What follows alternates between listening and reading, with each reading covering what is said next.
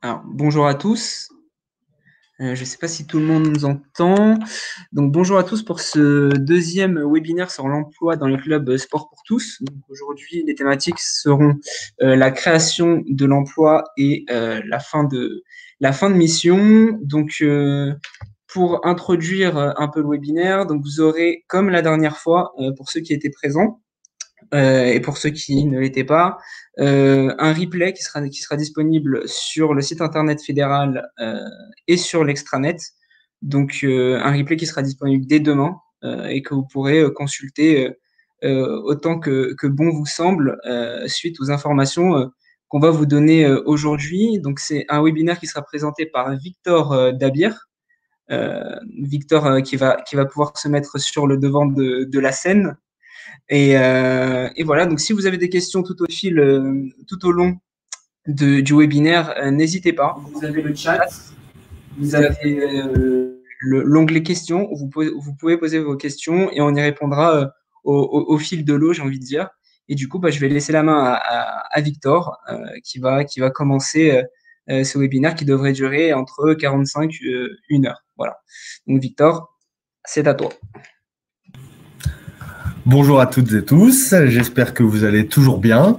Donc, comme le disait Alexandre, bienvenue à ce deuxième webinaire relatif à l'emploi dans les clubs sport pour tous et dans les structures un peu plus généralement, avec deux thématiques particulières. Donc, la première relative à la création de l'emploi et la seconde à la fin de mission, puisque c'est également quelque chose d'important. Alors, vous pouvez bien sûr me poser vos questions, j'essaye de les lire en même temps et d'y répondre au fil de l'eau. Si je passe au travers, bien sûr, n'hésitez pas à la reposer plusieurs fois. Normalement, j'arriverai à l'avoir une deuxième fois. Alors, très rapidement, le sommaire. Donc, tout d'abord, on va commencer par une toute petite introduction relative à l'emploi dans le sport français en général. Ensuite, on déroulera les deux parties, donc la création de l'emploi, avec les analyses à mener, les questions à se poser, et la fin de mission, avec les différentes possibilités pour envisager cette fin de mission et les quelques points de vigilance à avoir à l'esprit, puisque effectivement, ça peut être parfois source de quelques angoisses. Alors, comme d'habitude, je vous remets mes coordonnées. Il ne faut pas hésiter à me solliciter de manière directe dès que vous avez des questions. La fédération et l'ensemble de ses services sont à votre disposition pour l'ensemble des thématiques de la vie de l'association. N'hésitez pas. Alors, tout d'abord, assez rapidement. Donc, en France, il y a environ 350 000 associations sportives, affiliées ou non à des fédérations, et environ 44 000 qui sont employeuses, c'est-à-dire qui ont au moins un salarié. La création de l'emploi est souvent perçue comme une nécessité, mais qui peut parfois générer quelques angoisses pour les dirigeants bénévoles que vous êtes. Bien entendu, donc nous, notre fédération dispose de ressources et donc qu'elles soient humaines ou matérielles pour vous apporter différentes réponses sur tous vos questionnements.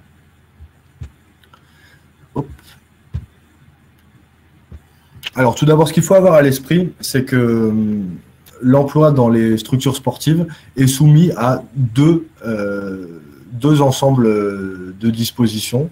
Donc, les premières, bien entendu, c'est le Code du travail qui s'applique à tous les salariés français. C'est la base du système puisque ça prévoit l'ensemble des dispositions applicables à tous les contrats de travail, tous les régimes de licenciement et autres questions relatives à l'emploi. Ensuite, plus spécifiquement, il y a la Convention collective nationale du sport, donc qui a pour identifiant de convention collective 2511. On le demande assez souvent dans le cadre des différentes déclarations qu'on peut avoir à effectuer. Elle est née en 2006, donc elle est assez jeune. Par rapport à d'autres conventions collectives, elle a la chance d'être encore assez évolutive, c'est-à-dire que le dialogue social entre les partenaires sociaux est quand même assez prolixe. Ce qui nous permet d'avoir des dispositions qui suivent un petit peu l'ensemble de l'évolution du secteur du sport en France. Aujourd'hui, il y a 2 syndicats d'employeurs, donc le Cosmos et le CNEA, qui s'appelle désormais Exopé depuis quelques temps. Le Cosmos donc, est notre syndicat employeur auquel est affiliée la fédération, le plus représentatif puisqu'il regroupe environ 95% des structures sportives en France. Et le CNEA, donc Exopé, qui regroupe les structures associatives petites issues de l'économie sociale et solidaire. Il y a également 3 syndicats salariés, donc la CFDT, un peu plus de 43% de mémoire de représentativité, la FNAS, les sportifs professionnels et la CGT. Je fais une petite aparté sur la convention collective. La fédération, donc, par son adhésion au Cosmos, a fait bénéficier l'ensemble des structures déconcentrées de l'ensemble des services du Cosmos. Ainsi, vous pouvez directement contacter le service juridique, l'armée de juristes du Cosmos, qui pourra vous apporter un appui pour toutes les questions de la vie de l'association, qu'elles soient sociales ou un peu plus larges. Alors, la création de l'emploi. Tout d'abord, assez logiquement, il y a quand même une phase assez importante de questionnement. Avant de recruter, il est important de faire un état des lieux des besoins de la structure. Ce diagnostic qui va permettre de mieux appréhender le recrutement à venir. Tout d'abord, quel type d'emploi, quel diplôme la personne recrutée va devoir posséder. Et ensuite, savoir quels sont les réels besoins de l'association. S'agit-il d'un besoin permanent, d'un besoin temporaire, dans le cadre d'un remplacement, d'un pic d'activité? Est-ce que le besoin est urgent? Puisque, en l'occurrence, ça va avoir des conséquences sur le processus de recrutement. Et est-ce que ce recrutement doit-il être différé, reporté, pour pouvoir mieux cerner les besoins de la structure et ainsi embaucher une personne répondant exactement à ses besoins? La deuxième question, qui est un petit peu le corollaire, c'est quel budget peut-on consacrer au salaire? En effet, là, souvent, on a tendance à se dire qu'il faut absolument recruter quelqu'un sans prendre en considération les capacités financières de la structure et le budget qu'elle peut consacrer au salaire au sens large, donc charges comprises. Quelles sont les ressources propres de mon association? Dispose-t-elle de subventions? Pourrait-elle bénéficier d'un plan d'aide à l'embauche? Tout ça, c'est des questions qui sont assez importantes. Il faut impérativement, je pense, dans le cadre d'un recrutement, faire le tour des partenaires potentiels, qu'ils soient publics ou privés, qui pourraient nous aider à avoir un budget nous permettant de recruter un personnel en toute sérénité. Ensuite, le deuxième type de question, c'est relatif à l'entretien. L'entretien, on a tendance à se dire à le résumer à une conversation entre un candidat et l'employeur. Néanmoins, dans nos types de structures, ça va, je pense, un peu plus loin. Selon moi, c'est l'entretien, c'est l'occasion idéale pour mieux connaître le candidat.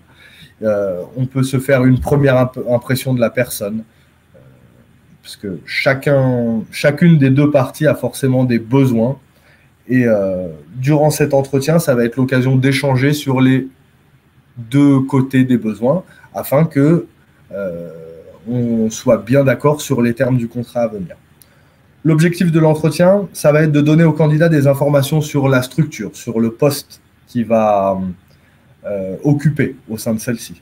De vérifier bien sûr les compétences techniques et l'adaptation au poste et au mode de fonctionnement de la structure. Ensuite, ça va être de déterminer, on va dire, je vais employer un petit peu un gros mot, je m'excuse, la valeur et l'adéquation du profil du candidat aux réels besoins de la structure. Et bien sûr, ça va être l'occasion d'aborder les contenus du futur contrat que nous allons conclure ensemble. Il y a une petite vigilance quand même à avoir sur les questions, puisque aucun format prédéfini ne s'impose dans le cadre de cet entretien. Il peut commencer par une présentation du candidat, son profil, sa formation, ses expériences, ou encore de la structure qui le recrute. L'entretien peut parfois aussi revêtir une forme un peu plus dynamique, un dialogue. Il n'est pas nécessaire de forcément distribuer la parole à tour de rôle. Et je pense que, en particulier dans nos types de structures, ça peut être intéressant de lui donner une forme sortant un petit peu des sentiers battus. Entre nous, je pense qu'il apparaît un peu dépassé le temps où, à l'entretien, on demandait aux candidats quelles sont vos 3 qualités et vos 3 défauts. Je pense qu'aujourd'hui, en tout cas, en particulier dans nos structures, il est temps de passer un peu à autre chose. Alors, sur les points de vigilance, sur les questions à poser, il y a quand même quelques thèmes dont il va être, qu'il est assez difficile d'aborder durant l'entretien. En particulier des renseignements sur l'état de santé, l'éventuelle grossesse.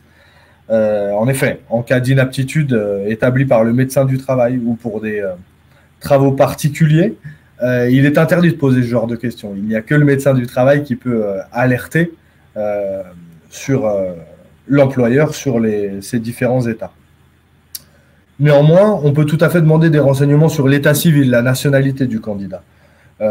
On est tout à fait en droit en tant qu'employeur de demander au candidat de fournir l'intégralité de son état civil, son nom, son prénom, son adresse, sa date de naissance, mais aussi sa nationalité. Toutefois, je vous invite quand même à faire attention, puisqu'en vertu du principe de non-discrimination prévu par la Constitution, il est interdit d'écarter un candidat en raison de sa nationalité. Également, vous pouvez tout à fait poser des questions sur la formation antérieure, puisque vous pouvez tout à fait demander à un candidat Jeannette, j'ai lu votre question, j'y reviendrai juste un petit peu après. Vous pouvez tout à fait demander donc des renseignements sur la formation antérieure du candidat. Le seul point véritablement à éviter en ce moment, c'est des renseignements sur les convictions religieuses, politiques ou syndicales, puisque celles-ci relèvent de la vie privée du salarié et l'employeur n'a absolument pas à en avoir connaissance. Également, vous pouvez demander des renseignements sur les antécédents professionnels du candidat. On est en droit de demander des certificats de travail délivrés par les précédents employeurs. Pour nos emplois, en particulier dans nos secteurs du sport, vous pouvez tout à fait demander des renseignements sur les antécédents judiciaires. C'est-à-dire que, en l'occurrence, nous sommes des professions réglementées et donc on peut supposer qu'un casier judiciaire vierge pourrait être fourni pour œuvrer dans nos associations. En fin d'entretien, il est tout à fait recommandé d'informer le salarié sur les suites de la procédure de recrutement. Comme je vous le disais tout à l'heure, nous, on est quand même dans des structures qui sortent un petit peu de l'ordinaire en raison de leur situation, enfin, de leur secteur. Hein. Notre secteur du sport est un peu plus ouvert au dialogue que d'autres secteurs peuvent l'être. Et ainsi, pour créer un climat de confiance, je pense qu'il est intéressant d'informer le candidat sur le délai dans lequel il sera recontacté ou la tenue d'un éventuel entretien supplémentaire. Comme ressource, je vous conseille bien sûr de vous tourner vers le Pôle emploi qui peut tout à fait vous aider dans la préparation et la tenue de cet entretien, bien que leur service soit quelquefois un petit peu surbooké. Jeannette, je fais une petite aparté. Donc, peut-on donner les codes aux clubs non adhérents au Cosmos? Alors non. En fait, l'adhésion de la fédération au Cosmos est valable pour la fédération et ses structures déconcentrées. Néanmoins, vous pouvez tout à fait, pour animer par exemple le réseau de vos clubs, leur faire passer une infolettre reprenant les informations du Cosmos et ou vous faire le porte-parole des éventuelles questions qu'ils pourraient avoir auprès des services du Cosmos afin d'avoir une réponse et de pouvoir la transmettre au club de votre comité. Alors, quel contrat choisir? Parce qu'en effet, c'est quand même une grosse question. La convention collective nationale du sport prévoit, on va dire, 5 régimes contractuels différents. Je vous propose qu'on les brosse de manière assez rapide, en faisant peut-être un petit focus sur le CD2I et sur les travailleurs non salariés. afin d'être le plus précis possible sans perdre trop de temps dans le déroulé de cette présentation. Alors tout d'abord, le CDI, assez rapidement, ça constitue la forme normale et générale de la relation de travail. C'est l'emploi tel qu'il est défini par la Convention collective nationale du sport. Il est dit en effet que l'employeur doit avoir recours à ce type de contrat, sauf s'il peut justifier d'une situation l'autorisant à faire appel à un autre type, qu'il s'agisse du CDD ou de l'intérim, par exemple. Le CDI peut être conclu pour un temps complet ou un temps partiel. On le verra juste après, puisque le temps partiel dans notre secteur revêt une importance assez importante. Ensuite, je continue à balayer assez rapidement le CDD. Le CDD n'est possible que pour l'exécution d'une tâche précise et temporaire, et seulement dans les cas prévus par la loi. À savoir, je suis désolé, je lis un petit peu mes notes puisque c'est un peu long. Donc, le remplacement d'un salarié absent ou passé provisoirement à temps partiel, dans le cadre d'un congé parental d'éducation ou d'une reprise d'entreprise, par exemple. Dans le cadre d'un accroissement temporaire de l'activité ou d'un emploi à caractère saisonnier. Également, dans la Convention collective nationale du sport et en particulier dans le chapitre 12, il est prévu un autre type de CDD, mais qui ne nous concerne pas dans notre fédération, qui est le CDD d'usage pour les sportifs professionnels. C'est des règles un petit peu différentes du CDD tel qu'on le connaît, puisqu'il peut prévoir un CDD de 4, 5 ans pour traiter des relations de travail entre un sportif professionnel et l'association l'employant. Ce qu'il faut avoir à l'esprit dans le cadre d'un CDD, et puisqu'il y a quand même pas mal d'importance, c'est que le CDD prévoit, à l'arrivée au terme, le versement d'une indemnité de fin de CDD égale à 10% de la rémunération totale brute pour le salarié. C'est pas prévu dans le CDD d'usage du sport professionnel du chapitre 12 de la Convention collective. À la création d'un club, peut-on faire un CD, j'imagine CDD? Donc non, c'est pas un cas qui est prévu par la loi. On peut tout à fait supposer que le juge ne verrait pas d'un mauvais œil dans le cadre de la création d'un club, la création d'un CDD attaché. Je ne pense pas que ça soit la bonne solution. Tout simplement, tout simplement, je pense qu'il vaut mieux opter pour un CDI dans le cadre de la création d'un club, puisqu'on peut quand même tout à fait supposer que l'activité de ce club va être pérenne. Il y a une question d'Hélène qui nous dit: une association n'a pas intérêt d'employer un animateur de septembre à juin, par exemple, en CDD, puis stopper le contrat et recommencer de septembre à juin. Après, etc., etc., etc.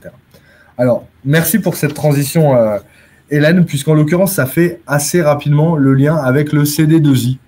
Le CD2I, donc CDII, donc pour une facilité de diction, on dit CD2I, qui est prévu à l'article 4.5.1, je crois, de la Convention collective nationale du sport, et qui est le contrat de travail intermittent. Alors, le contrat de travail intermittent, je vais y passer un peu plus de temps puisque, selon moi, il correspond exactement à la situation que vous soulevez, Hélène. Puisque c'est un CDI, donc c'est un contrat de travail à durée indéterminée, qui a pour objet de prendre en considération l'existence de périodes travaillées et d'autres non travaillées au sein d'une période de plusieurs semaines ou plusieurs mois. En matière sportive, il s'agit d'un contrat auquel l'association peut recourir pour les emplois d'animateurs, d'entraîneurs, d'éducateurs, de moniteurs, mais également pour les emplois administratifs, lorsque l'association, par exemple, est fermée pour les vacances scolaires. Ça répond exactement aux besoins que vous soulevez, Hélène. Puisqu'en l'occurrence, les modalités d'exécution de ce CDI sont déterminées en début de saison et ajustables d'une saison à l'autre. C'est-à-dire que on va prévoir une période de 12 mois. Donc, par exemple, du 1er septembre au 30 août, pendant laquelle vont s'alterner les périodes travaillées et les périodes non travaillées. Il faut savoir qu'au cours de ce cycle de 12 mois, un maximum de 36 semaines seulement peut être travaillé. Donc là, c'est exactement la situation que vous nous décrivez. C'est-à-dire que même sur 36 semaines, l'ensemble des heures peut être effectué dans le cadre d'un CD2I. D'ailleurs, en même temps que je parle, la limite peut même être repoussée à 42 semaines, donc sur 52. Mais il va falloir que, pour repousser cette limite, les heures soient majorées. Alors, ça va demander un petit peu de préparation de conclure un CD2I, c'est-à-dire qu'à l'intérieur des périodes travaillées, il va être nécessaire de préciser, la répartition des heures effectuées. Par exemple, on peut tout à fait insérer une clause dans un CD2I selon laquelle, dans les semaines travaillées, le salarié effectue 2 heures le lundi, 2 heures le mardi, 4 heures le mercredi et 2 heures le vendredi. Cette répartition, elle peut être différente sur chaque période. Donc, par exemple, de septembre à décembre, puis de janvier à mars, et ensuite de mars à août. Il est important, selon moi, d'être assez vigilant sur la rédaction de ce CD2I. Les services de la fédération peuvent bien sûr relire le CD2I que vous pourrez fournir à votre salarié et vous donner des conseils pour qu'il colle exactement aux besoins de la structure. Encore une fois, je reviens sur le fait qu'une bonne rédaction de contrat, c'est quand même la garantie de sécurité pour l'association et également pour le salarié. Le principal avantage de ce CD2I, c'est la souplesse. En effet, l'association et le salarié qui ont décidé de fixer un nombre d'heures annuelles à effectuer, par exemple 1000 heures, vont être assez libres pour fixer les modalités d'organisation du salarié afin qu'il effectue l'ensemble des heures. Les mentions obligatoires d'un CD2I sont somme toute assez comparables à celles qui doivent figurer dans chaque contrat de travail et dont on trouve la liste dans la convention collective, mais également assez facilement sur Internet. Seulement, il va falloir que le salaire soit lissé entre les périodes travaillées et les périodes non travaillées, afin que le salaire soit le même, quel que soit le mois de l'année. Et bien sûr, qu'il soit supérieur à celui qu'il est prévu par la Convention collective nationale du sport. Alors, un petit point sur le travailleur non salarié. Alors, le travailleur non salarié, c'est en fait l'indépendant, qu'on regroupe donc l'auto-entrepreneur, le gérant d'une société unipersonnelle. Dépendant en fait de l'ancien RSI. L'avantage de faire appel à un travailleur non salarié, c'est le coût pour la structure. À salaire net équivalent, le poids des charges sociales d'un TNS est presque 2 fois moins important que celui d'un salarié. Ensuite, le deuxième avantage, assez simple à saisir, c'est que c'est un statut qui est assez simple. Alors, oui, voilà. Sylviane, je rebondis rapidement pour ôter ton doute. Oui, TNS, c'est un contrat de prestation de service. C'est faire appel à un auto-entrepreneur pour organiser l'activité de sa structure. On peut bien sûr vous fournir des contrats types. Il me semble qu'il y en a sur l'extranet de la fédération.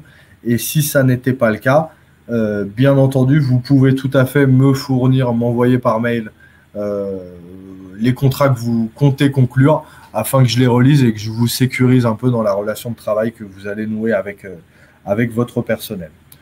Donc, comme je le disais, c'est un statut qui est assez flexible, assez simple d'utilisation. Le dirigeant n'a pas besoin de bulletin de paye. Les déclarations de revenus ne doivent pas être souscrites tous les mois comme les DSN, mais tous les ans. et ça s'appelle la déclaration sociale des indépendants. Alors, pour la personne, néanmoins, c'est un peu plus compliqué. Bien entendu, le travailleur non salarié ne peut pas bénéficier de l'assurance chômage. Il peut difficilement obtenir des indemnités, sauf à s'inscrire comme demandeur d'emploi et faire valoir ses droits au titre d'une ancienne activité salariée. Également, en cas de maladie ou d'accident, le travailleur non salarié n'a pas les mêmes droits à indemnisation que le salarié. Par exemple, je crois qu'il y a un délai de carence de 7 jours contre 3 jours pour les salariés de droit privé. Et également, il faut un minimum d'au moins 1 an d'affiliation au SSI, donc le régime de sécurité sociale des indépendants, pour bénéficier des indemnités type maternité ou autre. Le principal inconvénient pour la structure faisant appel à des travailleurs non salariés, c'est la difficulté qu'on peut avoir dans le management, qui sera forcément un peu plus difficile qu'avec un salarié. En effet, on n'est pas à l'abri que le travailleur non salarié, du jour au lendemain, trouve un nouvel employeur, une nouvelle affaire qui, de fait, lui fasse stopper son contrat avec votre association. Au-delà du type de contrat qu'il convient de choisir, il y a également une question à se poser relative au temps de travail. Alors, par principe, le temps de travail est le temps complet. Une dérogation, bien entendu, a été ouverte par la loi de sécurisation de l'emploi, donc la loi de 2013, qui instaure une dérogation selon laquelle la durée minimale hebdomadaire de travail est fixée à 24 heures, donc 104 heures par mois. Pardon. Donc, cette durée de travail, comme on fait le lien avec ce qu'on a dit juste au-dessus, elle ne s'applique pas aux travailleurs en CD2I, mais à toutes les autres types de travail. Néanmoins, bien sûr, il y a plusieurs dérogations qui sont ouvertes par la loi pour déroger à ce temps de travail. Donc, la première, c'est sur demande préalable, écrite et motivée du salarié. Donc, c'est souvent celle qui est soulevée le plus fréquemment, hein, puisque c'est assez simple d'obtenir une lettre demandant dérogation au régime de temps partiel, donc aux 24 heures minimum, pour quelqu'un qui veut travailler. Et c'est assez facile pour l'association d'accepter cette demande, même si, allez, dans la loi, cette demande a été faite pour permettre aux salariés de faire face à des contraintes personnelles et ou de cumuler les emplois. La deuxième situation de dérogation telle qu'elle est prévue par la loi, donc pour aller en dessous des 24 heures prévues, c'est de faire appel à un salarié de moins de 26 ans qui poursuit ses études. En effet, la durée de 24 heures prévue par la loi rendrait difficile le fait de mener de front ses études et son travail salarié. Ensuite, la troisième situation de dérogation, elle est prévue par la Convention collective nationale du sport et qui fixe un volume horaire par jour de travail. Tout simplement, hein, pour un jour dans la semaine auquel l'association fait appel à son salarié, un minimum de 2 heures est prévu. Pour 2 jours dans la semaine, un minimum de 3 heures. Pour 3 jours dans la semaine, un minimum de 5 heures. Tout ça pour aller jusqu'à 24 heures et pour 6 jours de travail. Donc voilà, c'est l'ensemble des possibilités qui nous permettent de déroger à la règle générale prévue par le Code du travail qui fixe le niveau du temps partiel à 24 heures par semaine. Ah. Alors, il y a seulement... bah ça, on l'a vu en fait, pardon. Je suis désolé, j'avais mal du coup trier les slides, je m'excuse. On va passer assez rapidement du coup au chapitre 2, sans transition, comme ils disent au journal télévisé, sur la fin de mission.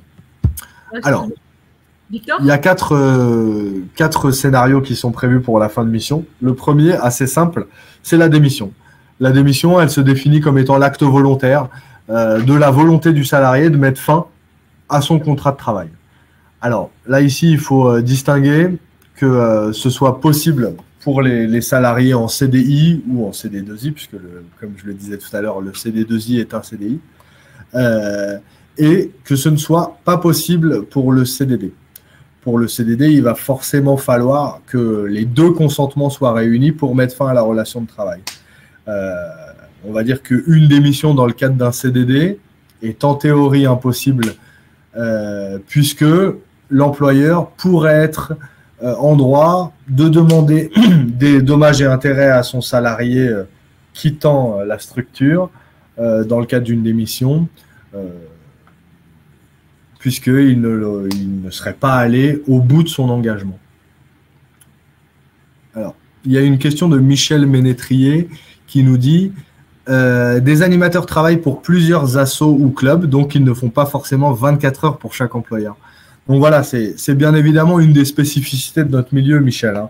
C'est que dans le cadre du multi-employeur, forcément, nos animateurs sportifs vont avoir des difficultés à obtenir 24 heures auprès de chacun de leurs employeurs.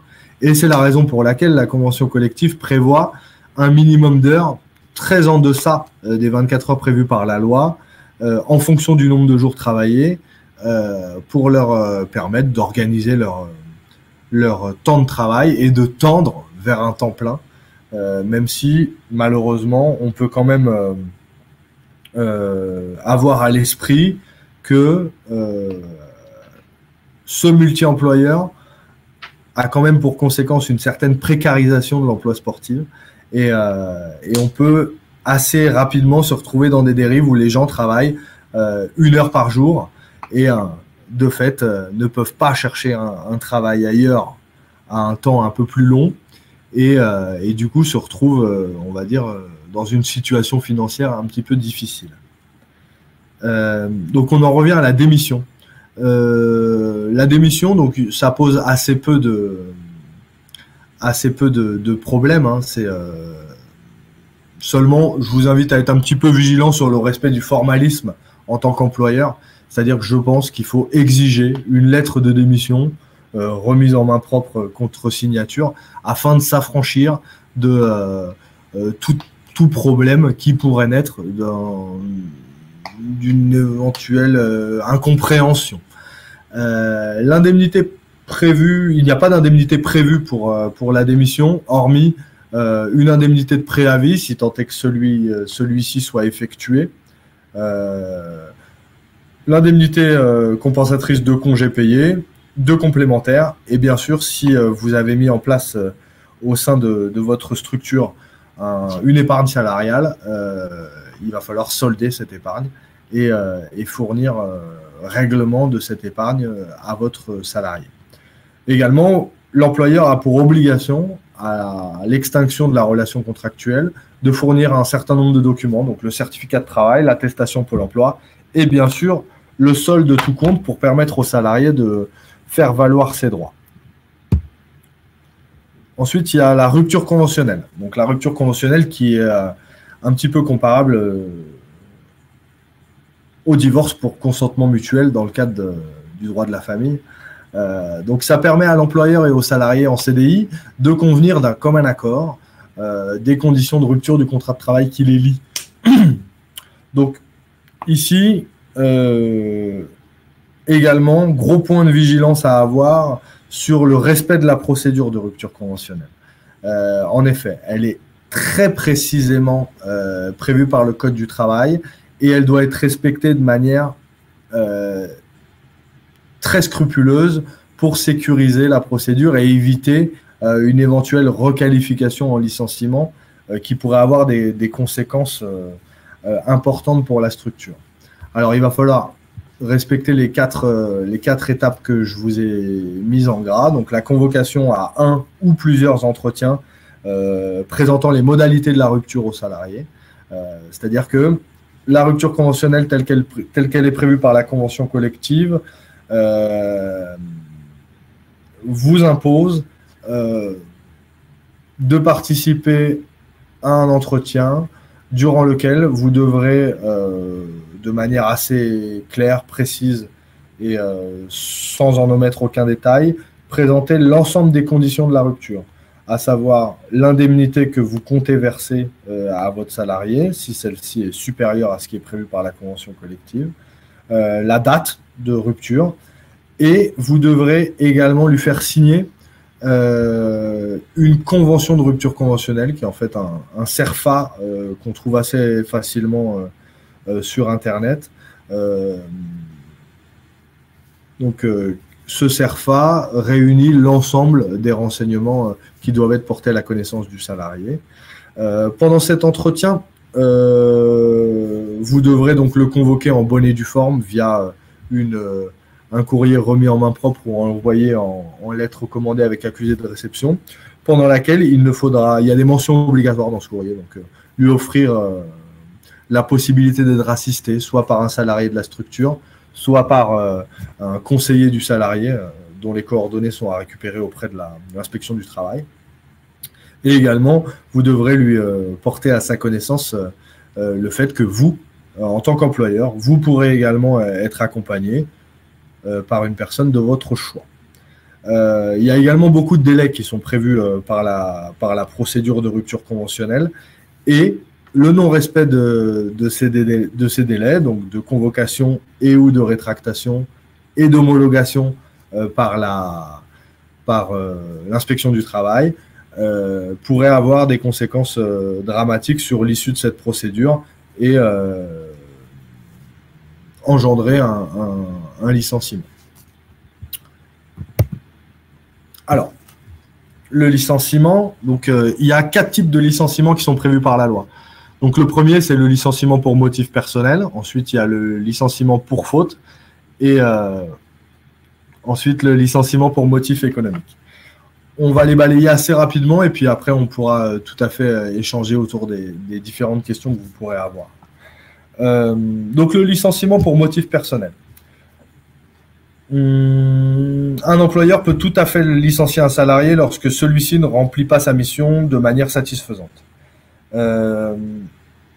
Et typiquement, on est exactement là-dedans. C'est-à-dire que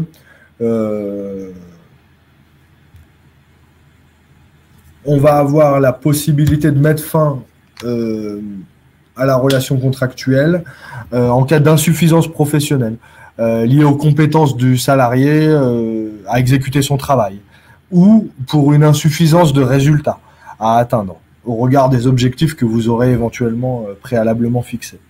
Ce qui est important d'avoir à l'esprit, c'est que dans tous les cas, les reproches que vous pourrez faire à votre salarié doivent constituer une cause réelle et sérieuse de licenciement, donc c'est-à-dire rendant impossible le maintien du salarié dans la structure, et reposer, bien entendu, sur des faits qui sont justifiables. Ici aussi, il y a une procédure qui est assez importante et qu'il va falloir respecter de manière assez précise.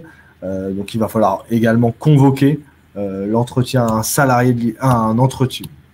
Je reviens. Il va falloir convoquer le salarié à un entretien de licenciement, entretien durant lequel il faudra lui notifier qu'il pourra être accompagné d'un salarié ou d'un défenseur du salarié.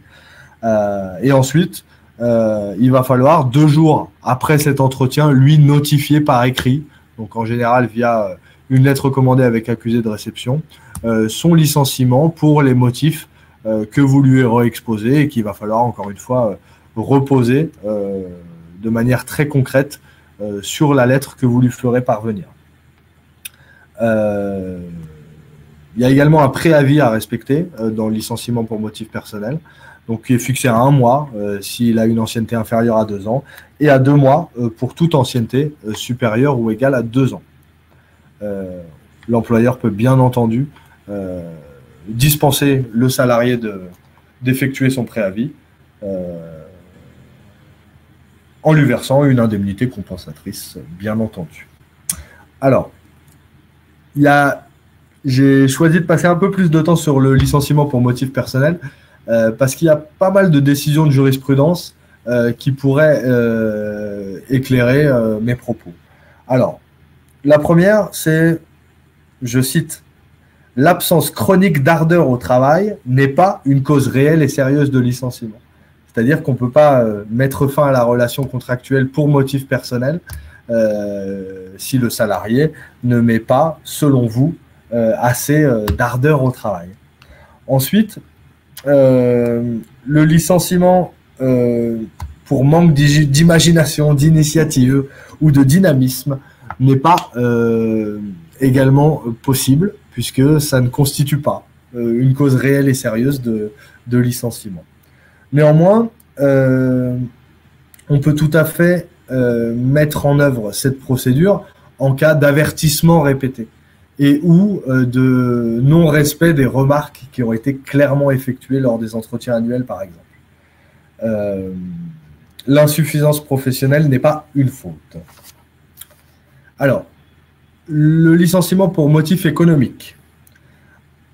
Un licenciement pour motif économique peut être mis en œuvre lorsque l'employeur décide unilatéralement, donc de manière unilatérale, de se séparer d'un salarié pour des raisons qui ne sont pas liées à sa personne. C'est-à-dire des raisons qui relèvent de difficultés économiques ou de mutations technologiques entraînant la suppression de l'emploi. Donc, encore une fois, le texte nous donne une liste assez exhaustive de causes pouvant justifier un motif économique, donc la cessation de paiement, le redressement judiciaire, les grands déficits budgétaires, la perte de l'unique client de la société, sont des causes de licenciement pour motif économique. Dans nos toutes petites structures, comme les clubs de sport par exemple, la baisse d'un nombre d'adhérents peut tout à fait justifier, par exemple, le recours à ce type de licenciement. Encore une fois, il y a une procédure qui est assez clairement définie par le Code du travail, qui se matérialise en 3 temps.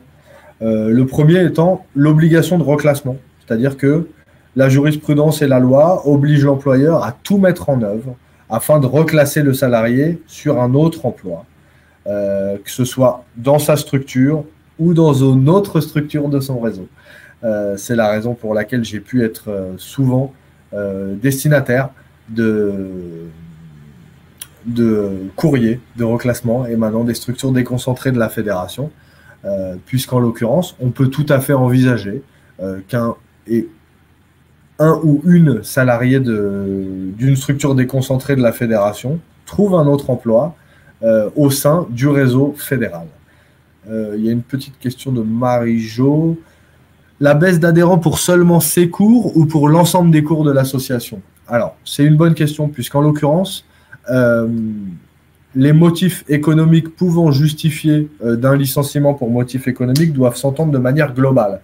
C'est-à-dire que il va quand même être assez difficile de faire valoir le licenciement pour motif économique contre un ou une salariée si son cours se vide et que l'ensemble de la structure se porte bien sur le plan budgétaire.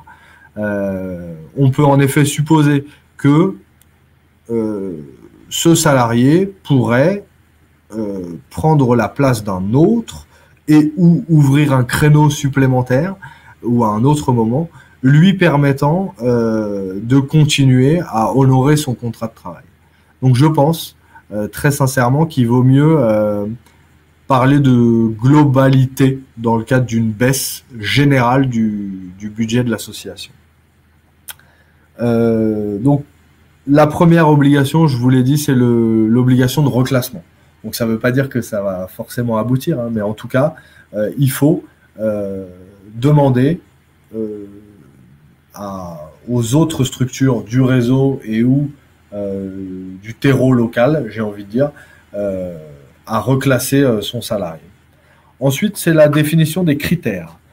En l'occurrence, l'employeur ne peut pas choisir de manière non éclairée le salarié licencié pour motif économique. L'employeur va devoir choisir quel salarié doit être le premier à être licencié, qu'il s'agisse de... Et en général, c'est autour de critères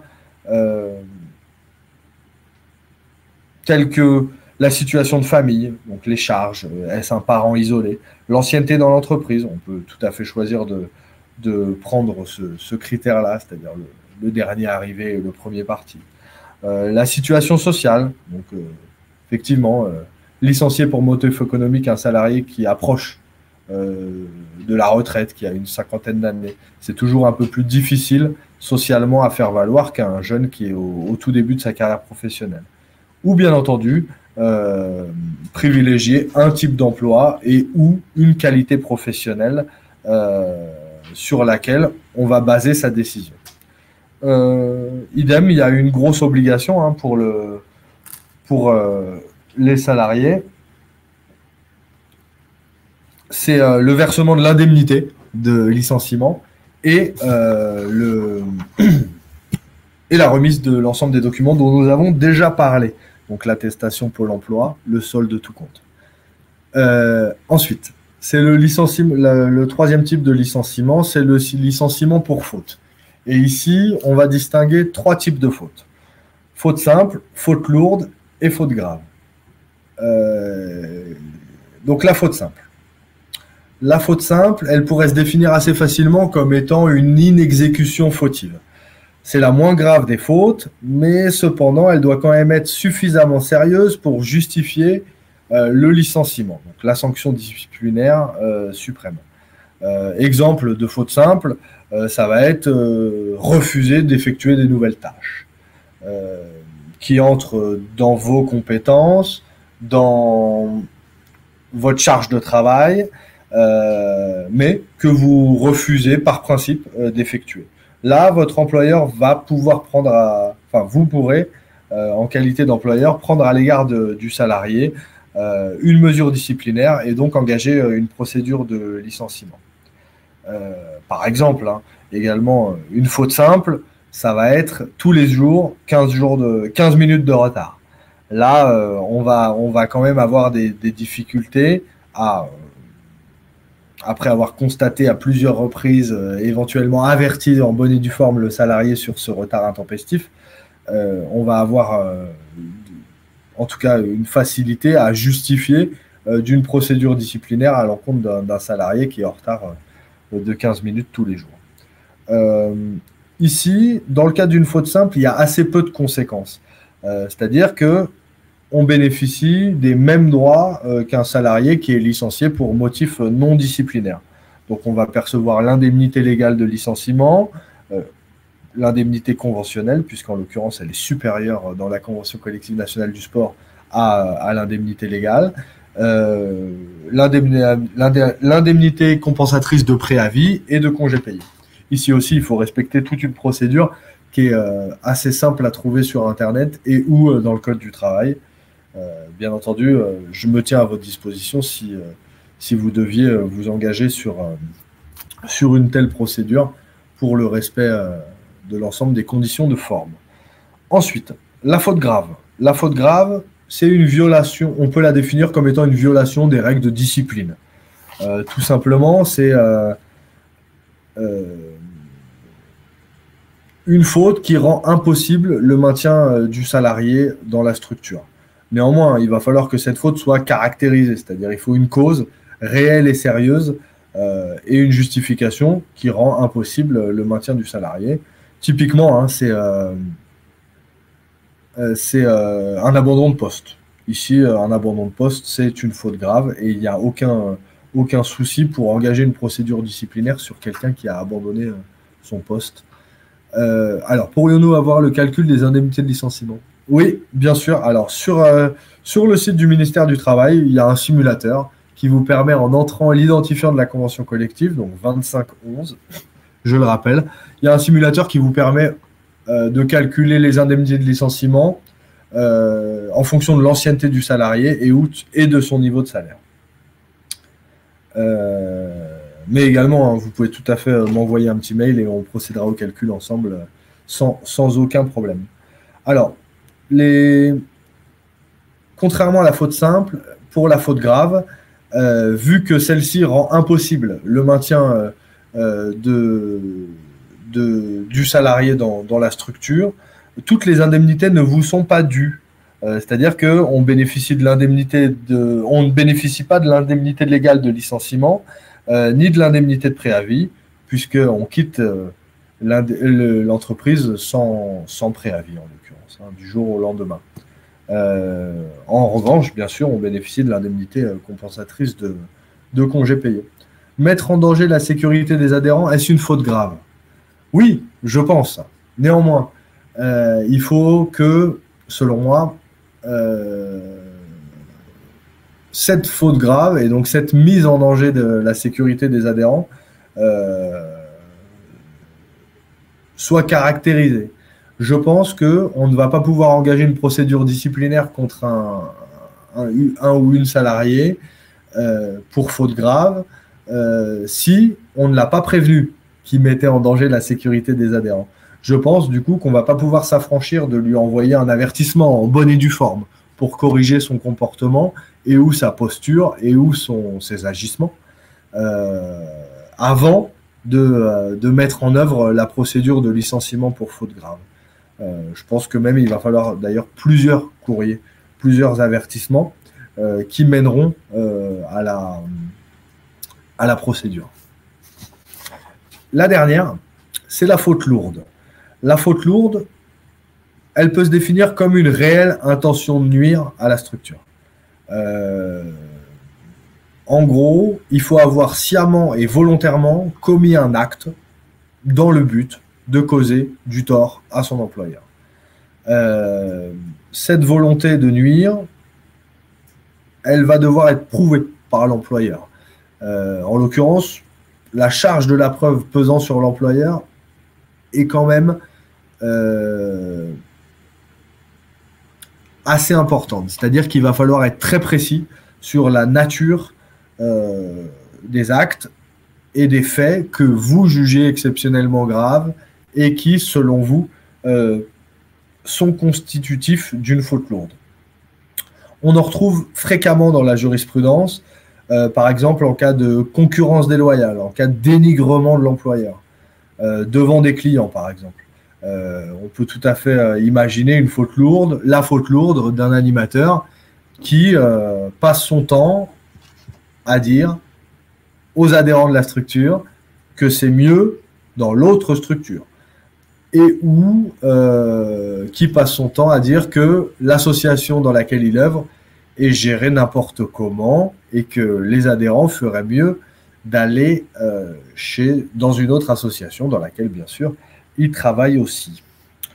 Alors, les effets de la faute lourde sur les indemnités sont les plus importants, puisqu'en l'occurrence, le salarié ne va pouvoir prétendre à aucune indemnité. Seulement les congés payés sur la période de référence en cours. En effet, on ne va pas pouvoir lui verser des congés payés sur ce qu'il a déjà acquis, mais seulement sur ceux qu'il est en train d'acquérir. Puisque, en l'occurrence, il reste quand même le fruit de son travail et tout travail mérite salaire, bien entendu. Alors, on a fait un peu le tour des types de licenciements. Encore une fois, hein, et des différentes hypothèses de fin de mission pour être un peu plus large. Je vous invite vraiment à la prudence dans la gestion de la relation contractuelle et en particulier à la fin. Et ainsi, pour vous aider, il y a quand même plusieurs interlocuteurs.